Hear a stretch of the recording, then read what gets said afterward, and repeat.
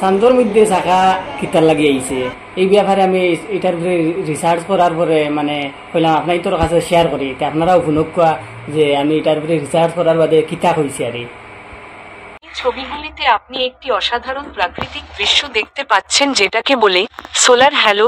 Solar hello Bangla ভাষায় এটাকে বলা যায় সূর্যের চারপাশে বর্ণালী বলয় বা সূর্য বলয়। কেন হয় এই সোলার হ্যালো? সোলার হ্যালো একটি অপটিক্যাল ঘটনা যা সাধারণত সূর্যের চারপাশে একটি গোলাকার রংধনুর মতো বলয় আকারে দেখা যায়। এটা হয় তখনই যখন আকাশে পাতলা সিরাস মেঘ সিরাস ক্লাউড থাকে, যেগুলোর মধ্যে অনেক ছোট ছোট বরফের স্ফটিক আইস ক্রিস্টালস থাকে।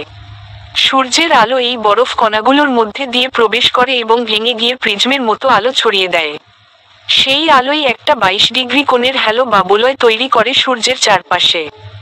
এই ঘটনার বৈশিষ্ট্য, বলয়টি পুরো বৃত্তাকার এবং প্রায় 22 ডিগ্রি কোণে থাকে সূর্যের চারপাশে।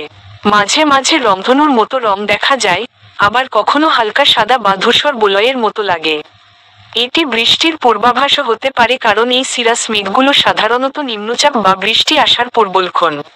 বাংলায় সহজ ভাষায়, এর থেকে বড় যখন সূর্যের চারপাশে আপনি গোলাকার রংধনু বা আলোর বলয় দেখেন, তখন বুঝবেন যে উপরে বরফ কণাযুক্ত পাতলা মেঘ আছে।